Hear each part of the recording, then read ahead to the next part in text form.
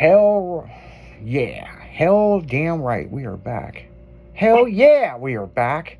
You're listening to 96.1, and it is 11:30, people. You can already tell I'm tired as fuck. So yeah. Had to think there what I was going to say. Damn right we're back, man. Shit. Yeah. What do I need to say? Shit. So yeah. Make sure to tune in to 6 a.m. for that damn morning show. I'm gonna get out of here and have a fucking nightcap and go to sleep after we do the playback for the recap for the nightcap. The recap for the nightcap. So yeah, we're gonna do that after, and then Sonny's gonna take over, and God only knows what Sonny's gonna talk about tonight. So yeah, who knows? He was talking about a fishing expedition in New Zealand last night. Nice. Yeah. It was kind of funny because I woke up to go pee, and I just kind of listened in on one of his shows, and he said he's never felt like Captain Dan so much in his life, and he goes, everybody thought they were going to die. They went to New Zealand for a wedding, and then the bachelor party went fishing, and storms come in, and it was real bad, and he was like, dude, I was like the real life Captain Dan. I was drunk as fuck. I was like, you're not gonna take this boat. He said nobody was laughing because they all thought they were gonna die. He said even the captain was like, fuck this. No shit. You know when the captain of the boat says fuck this, you're fucked. Yeah. This ain't good. Yeah. And what they had to do, which was fucked up, is instead of turning around and letting the storm pull them in back to the harbor, because it was hurricane type weather, the captain actually did something that was really smart.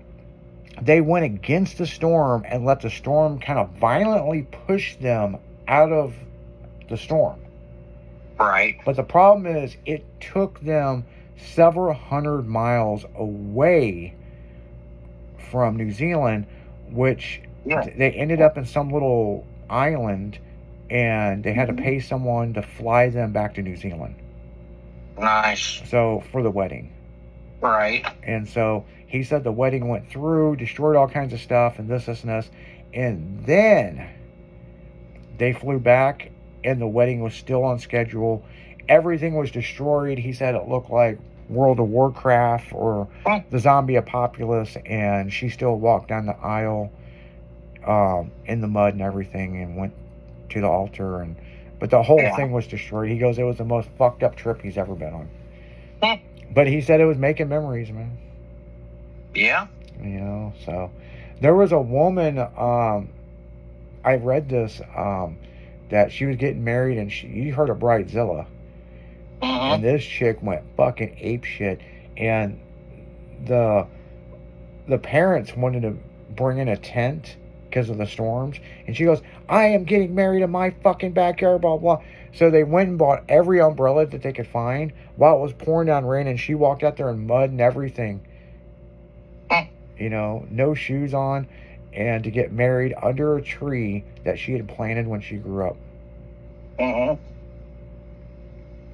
I'm like, man, when they say it's the bride's day, man, it is the bride's fucking day. Yeah. Holy shit. I was like, damn. No shit. So, yeah, it is. Wow. I was just like blown the fuck away. No shit. Like, I am getting married under this fucking tree I planted as a little child. And of course they didn't have enough umbrellas, but I mean, they fucking did what they could. And I'm sitting there thinking, if they had the umbrellas, what would have been the difference between that and a fucking tent? Yeah. Yeah.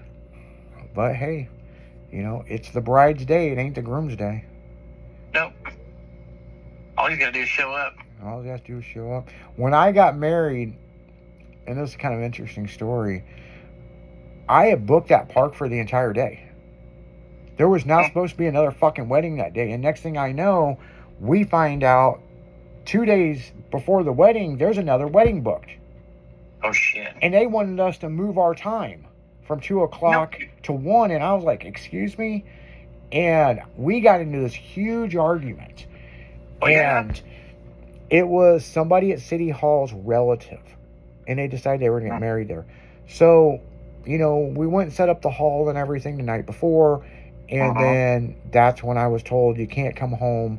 You got to stay at the shop or get a hotel. Because you can't see the bride before the wedding. And I'm like, okay, well, fuck, man. I'm going to dip out of here, go home, get some clothes, and I'll, Right. Fucking stay at the shop, Which actually was pretty fucking cool. I got a lot of shit done at work. And then the next day, I got a shower at work, got dressed and everything, went to the Rose Garden, and they were running behind. And oh my God, I started freaking out like she wasn't going to show up. And she turned into fucking Bridezilla because there was an accident.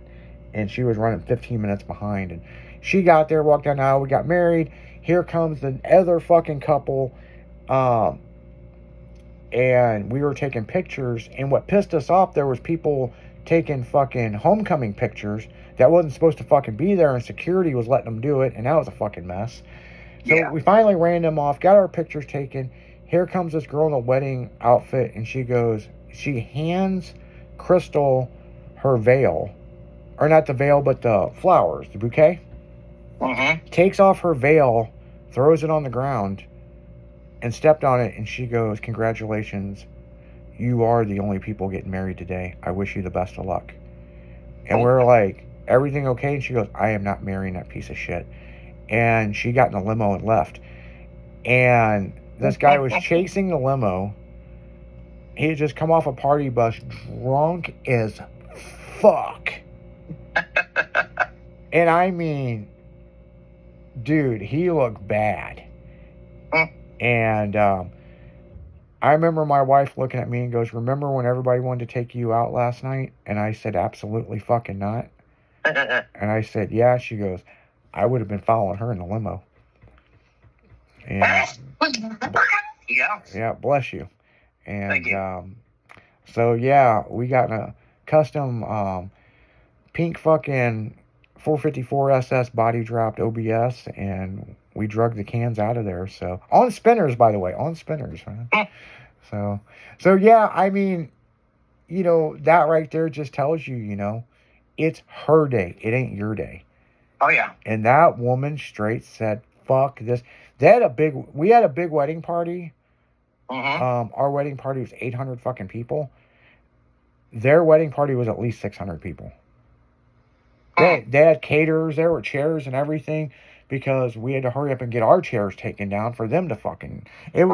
That's why I only wanted to be the only wedding that day. So we weren't rushed, Then on the way to the reception hall, we almost got in this major accident because of a drunk motherfucker.